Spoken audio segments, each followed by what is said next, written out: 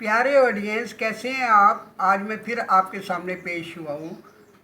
मैं आज आपको अलेक्जेंडर द ग्रेट, जिसको सिकंदर आज़म भी बोला जाता है, उसके बारे में बताऊँगा। उसने दुनिया फतह की और उसके मरने के बाद उसके तरीक़ाकार, उसकी एम्पायर 300 साल तक चलती रही।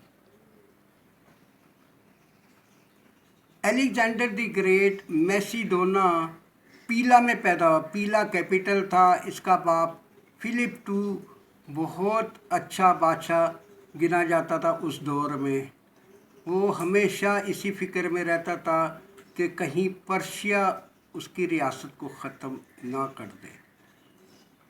जब अलेक्जेंडर द ग्रेट 356 में पैदा हुआ, 356 BC, जिसको हम बिफोर क्राइस्ट कहते हैं, पैदा हुआ तो बड़ा जश्न मनाया गया। फिर इसको बहुत अच्छे तरीके से ट्रेनिंग दी गई। 55 से ले के 13 साल की उम्र तक इसका बचपन खूबसूरत गुजरा, सेहतमंद था। फिर इसके बाप ने, फिलिप ने, इसको फौजी मशकों में भेजना शुरू कर दिया। 3 साल तक ये फ़ौजी मशकें देखता रहा, सीखता रहा। 16 साल की उम्र तक फिर इसको लेफ़्ट विंग का कमांडर बना दिया। इसको कमांड दे दी गई। फिर अलेक्जेंडर के बाप को फ़िक्र लगी कि इसकी ज़हनी नशोनुमा भी होनी चाहिए, तो उसने उस दौर का सबसे मशहूर फ़िलासफ़र, थिंकर एरिस्टोटल को चुना, और जिसको हम अरस्तु बोलते हैं। तो अरस्तु ने अलेक्जेंडर को 3 साल तक, 20 साल की उम्र तक पढ़ाया। जब तकरीबन 3 साल पढ़ते पढ़ते हो गए, तो एक दिन अलेक्जेंडर हॉल में बैठा था बड़ा परेशान। तो अरस्तु ने पूछा कि तुम क्यों परेशान हो। तो अलेक्जेंडर ने बोला कि मैं अपनी रियासत को बढ़ाना चाहता हूँ, तो आप मुझे बता सकते हैं कि मैं ऐसा कर पाऊँगा। अरस्तु ने बोला अच्छा ठीक है, मुझे अपना हाथ दिखाओ। अलेक्जेंडर ने हाथ दिखाया और अरस्तु ने जब उसका हाथ देखा और बोला कि देखो तुम्हारे हाथ में वो लकीरें ही नहीं है, वो लाइन ही नहीं है, तो तुम कैसे फतह करोगे। तुम तो यहाँ तक मैसिडोना तक ही महदूद रहोगे। ये बड़ा परेशान होता है अलेक्जेंडर ये बात सुनकर। वो छुरी निकालता है और हाथ पे लाइन खींचता है। अरस्तु ने बोला तुमने ये क्या किया। कहता है, अलेक्जेंडर ने बोला कि देखो अब तो वो लाइन बन गई ना। जब अरस्तु ने देखा कि ये इतना जुनूनी हो चुका है और इसके अंदर बहुत बड़ा जज्बा पैदा हो चुका है, तो फिर अरस्तु ने इसको बोला हाँ जाओ, तुम दुनिया फतह कर सकते हो, अब कर सकते हो। अलेक्जेंडर ये बात सुनकर बड़ा खुश हुआ और फिर ये निकला। इसने फिर अपनी फ़ौज बनाई। ये जो लाइनें देख रहे हैं, ये इसकी फतूहात की लाइन है।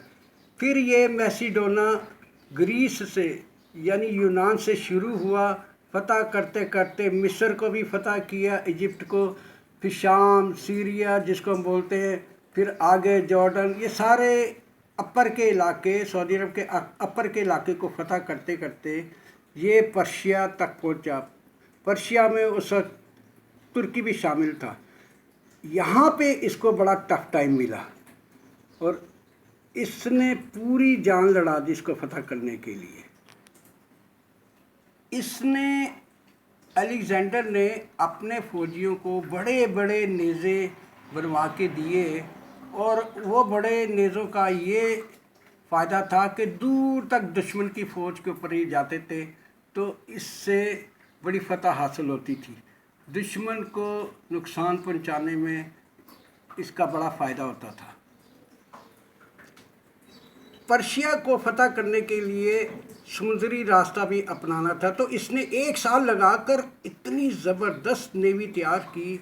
फिर पर्शिया को दोनों तरफ, लेफ़्ट और राइट साइड से, समुद्री रास्ते से भी और ज़मीनी रास्ते से पर्शिया को इतना नुकसान पहुंचाया कि पर्शिया की रियासत जो है वो फतह कर ली, वहाँ के बादशाहों ने सरेंडर कर दिया और ये बहुत बड़ी जीत थी। फिर इसके बाद ये वहाँ से निकला, वहीं ही की एक शहज़ादी से इसने शादी की कहते हैं। फिर पर्शिया से आगे बढ़ता हुआ ईरान, जो आजकल का पाकिस्तान है, फिर इंडिया तक पहुंचा। इंडिया तक ही दुनिया होती थी। तो उसके बाद जब ये फतह हासिल कर चुका, उसको कुछ साल तो लगे, फिर क्या हुआ कि आगे दुनिया नज़र नहीं है तो ये वापस आया। वहाँ से एक बीमारी लगी जिसको बोलते हैं मलेरिया, मगर ये बीमारी कुछ और भी हो सकती है। साइंटिस्ट अभी रिसर्च कर रहे हैं, कहते हैं कि ब्रेनी मसला था कुछ। फिर ये बाबीलोन में जब पहुंचा तो 323 बीसी को ये बाबीलोन में फौत हो गया। मरने से पहले इसने लोगों को बुलाया और बताया कि देखो मैं इस दुनिया से खाली हाथ जा रहा हूँ। दोनों हाथ ऊपर करके बोला कि मेरा पैगाम दे देना कि मैं दुनिया फतह करने के बाद भी इस दुनिया से खाली हाथ जा रहा हूँ। उम्मीद है आपको ये पसंद आई होगी स्टोरी अलेक्जेंडर ग्रेट के बारे में, सिकंदर आज़म। और ये पैगाम देता हुआ 2 बच्चों को पीछे छोड़ता हुआ इस दुनिया से रुखसत हो गया।